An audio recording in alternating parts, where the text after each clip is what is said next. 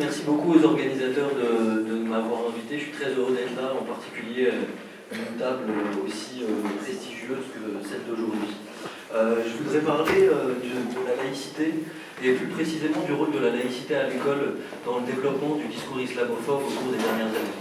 Vous n'êtes pas sans ignorer que c'est dans les discours sur la laïcité à l'école que s'est élaboré un nouveau discours islamophobe et une certaine instrumentalisation de la laïcité à des fins islamophobes.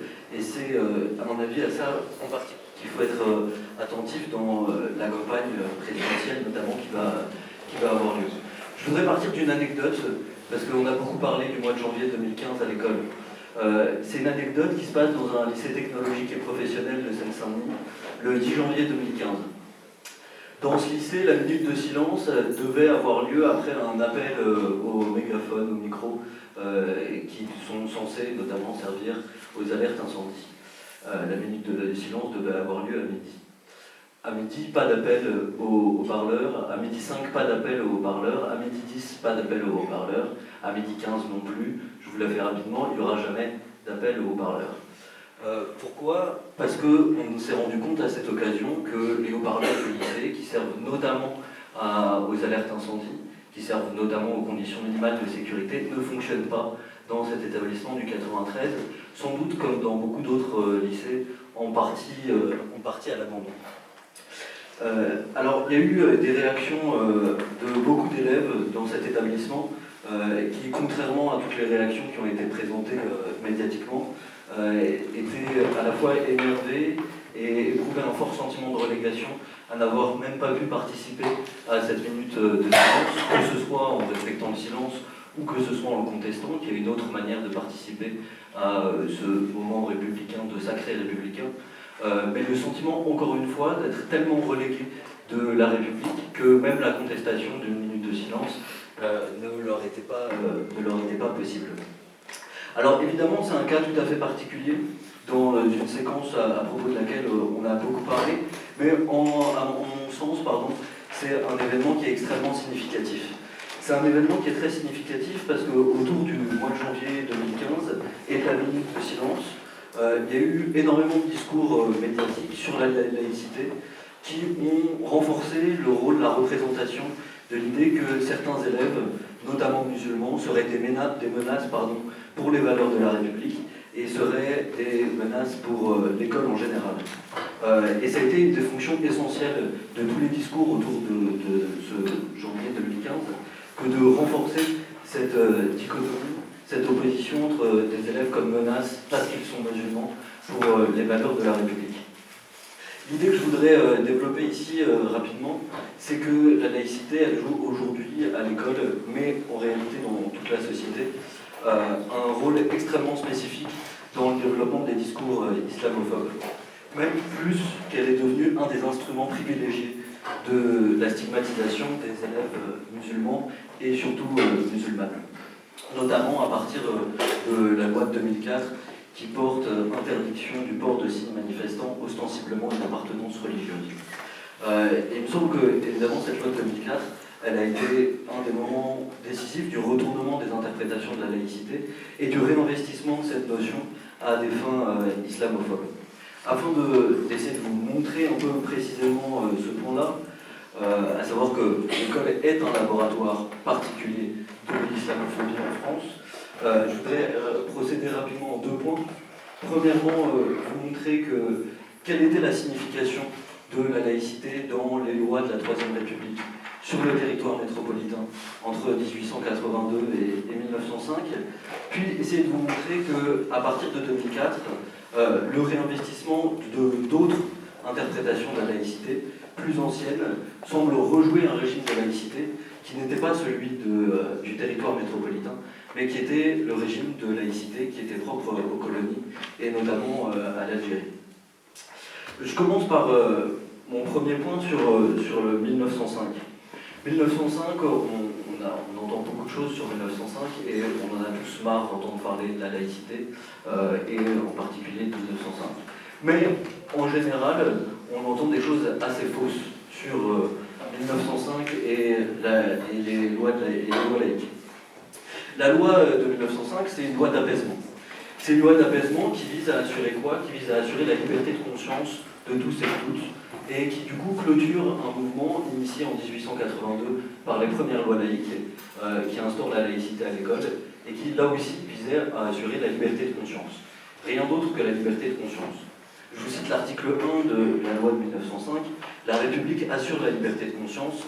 Elle garantit le libre exercice des cultes sous les seules restrictions édictées ci-après dans l'intérêt de l'ordre public.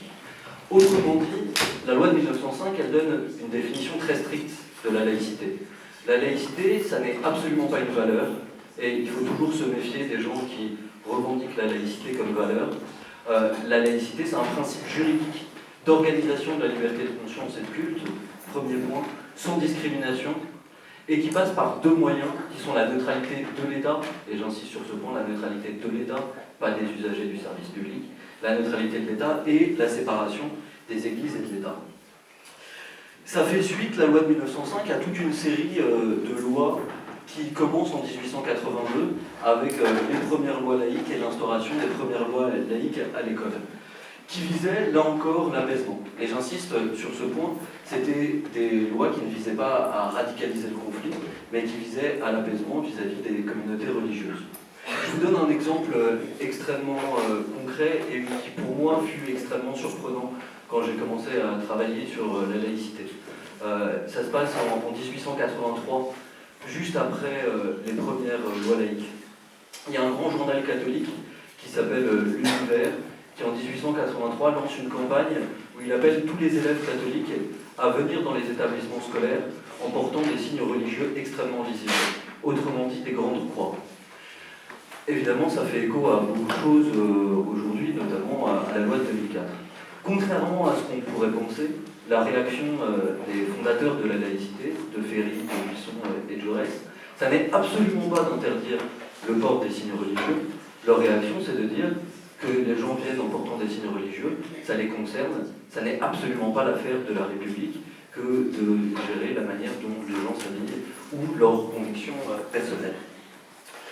Autrement dit, ce qui est intéressant, c'est que la loi de 1905 et les lois laïques, elles ne visent pas à limiter l'espace de la religion, elles visent, dans la Troisième République, et j'insiste là-dessus, sur le territoire métropolitain, elles visent à garantir la liberté de conscience.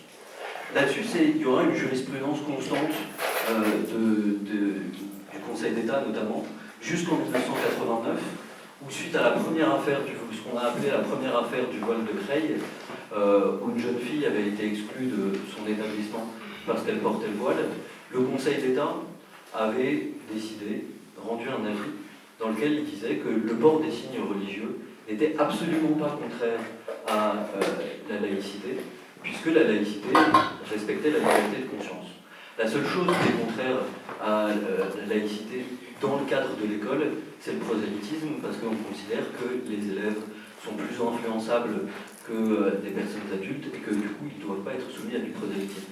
Mais le Conseil d'État était très strict sur le fait que le port de signes religieux en tant que tel, et le port du voile notamment, n'est pas contraire à la laïcité. Il faut aussi noter que dans tous les débats autour de la laïcité, dans les années 50, à la fin des années 80, quand on parle de laïcité, on ne parle ni d'islam, ni de voile, ni de crispation sur les musulmans, etc. Ce dont on parle, c'est à chaque fois du financement de l'école privée. Tous les débats qui ont lieu à cette période-là, c'est de savoir s'il est laïque ou pas pour l'État de financer les écoles privées. Vous vous rendez compte qu'aujourd'hui, c'est une question qui a totalement disparu du champ médiatique quand on parle de la laïcité. La seule chose qui vient en tête quand on parle de laïcité, c'est la question de l'islam et du port des signes religieux. Ce qui est d'ailleurs tout à fait marquant, c'est un exercice qu'on peut faire avec des élèves, ça marche à chaque fois. On leur demande c'est quoi la laïcité. La laïcité, c'est l'interdiction des ports des signes religieux. Et là où ils n'ont pas tort, c'est que c'est bien la représentation principale de la laïcité aujourd'hui. Alors la question que je voudrais poser, c'est comment est-ce que la laïcité est passée sur le territoire métropolitain d'un ensemble de lois qui visaient à organiser la liberté de conscience et donc le libre exercice des cultes à un instrument de stigmatisation des élèves musulmans et en particulier des élèves musulmanes. J'en viens du coup à mon deuxième point qui va porter plus spécifiquement sur la loi de 2004. D'un point de vue juridique, il y avait, comme l'avait confirmé en 89 le Conseil d'État, absolument pas besoin de la loi de 2004. L'avis du Conseil d'État était très clair. Dans le cas où il n'y a pas de prosélytisme, on a le droit de porter des signes religieux. Dans les cas où il y a prosélytisme, il y a des sanctions, pourquoi pas des exclusions, mais simplement dans les cas où il y a prosélytisme. Alors, pourquoi est-ce qu'il y a eu en 2004 la nécessité politique qui a été partagée par tout le spectre politique? Elle a été votée, la loi de 2004, majoritairement à gauche et majoritairement à droite par les députés. Pourquoi il y a eu la nécessité d'une telle loi? C'est qu'en réalité, la loi de 2004, elle témoigne du retournement complet de la laïcité, qui n'est plus pensée comme neutralité de l'État, mais qui est pensée comme neutralité des usagers du service public. Neutralité des usagers du service public et en particulier neutralité des élèves musulmans et musulmanes. Qu'est-ce qui se passe avec la loi de 2004? C'est qu'on réinvestit deux notions, deux conceptions de la laïcité qui avaient perdu en 1905. En 1905, il y avait eu énormément de conflits autour des interprétations de la laïcité, et celle qui avait gagné, celle de Ferry, Jaurès, etc., c'était une laïcité qui visait à respecter la liberté de conscience de tous et toutes. En 2004, on réinvestit, je disais, deux interprétations de la laïcité. Premièrement, une laïcité anti-religieuse, qui vise à limiter la religion dans l'espace public. Et deuxièmement, en même temps, on réinvestit une laïcité anticléricale qui vise à assurer le contrôle de l'État sur les religions. Par exemple, tout ce qui se passe aujourd'hui, ou tous les discours, et on va avoir droit à de nombreux discours là-dessus jusqu'à la campagne présidentielle, sur la nécessité du contrôle du culte musulman, sur le fait que l'État doit organiser le culte, gérer le culte musulman, etc. C'est absolument pas la vision de la laïcité de 1905, puisque au contraire, la loi de 1905 prévoit que l'État n'a pas à organiser le culte, que l'État n'a pas à nommer les clercs, etc. Or, ce qui est intéressant avec ces deux notions, avec ces deux interprétations de la laïcité, une laïcité anti-religieuse et une laïcité anticléricale, qui n'étaient pas appliquées sur le territoire de la métropole après 1905, c'est qu'elles sont en revanche totalement caractéristiques du régime juridique des colonies. En Algérie, par exemple, c'est tout à fait ces interprétations-là qui sont valables. Si on pense à la loi de 2004, c'est difficile d'envisager la loi de 2004 et ses effets très pratiques, à savoir le fait de demander notamment à des élèves d'enlever leur voile quand elles entrent dans un établissement. C'est difficile de voir ça sans avoir en tête les campagnes de dévoilement qui étaient organisées par l'armée française pendant les colonies en Algérie, dans les années 50. Autrement dit, le même type de pratique qui vise à limiter le pouvoir de la religion, en tout cas à limiter l'expression des croyances pour exprimer ou pour avoir un pouvoir particulier sur une certaine partie, une certaine catégorie de la population.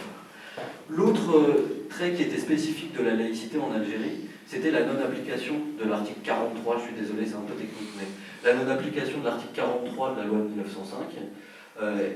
L'article 43, c'est l'article qui prévoyait que l'État n'a pas à organiser le culte dans d'aucune église. Or, en Algérie, l'État a toujours continué à organiser le culte, et contrairement à la demande d'un certain nombre d'Algériens, qu'ils soient laïcs ou religieux, n'est jamais revenu sur le contrôle du culte musulman. Le contrôle du culte musulman qui avait évidemment pour fonction d'accroître le pouvoir colonial et de contrôler la population. Avec la loi de 2004, ce qui se passe à l'école, et surtout ces décrets d'application, commence une traque aux signes religieux musulmans. Pourquoi? Parce que les décrets d'application de la loi de 2004 prévoient que tout signe qui vise à contourner la loi, c'est-à-dire l'interdiction des signes, peut être sanctionné. Alors on se met à chercher si les jupes sont trop longues ou si elles ne sont pas trop longues pour savoir si ce ne sont pas des signes de contournement de la loi de 2004. On se met, c'est dans l'établissement dans lequel j'enseignais, à mesurer la largeur des bandanas pour savoir si ce n'est pas des contournements de l'interdiction de porter le voile. Et surtout, en 2012,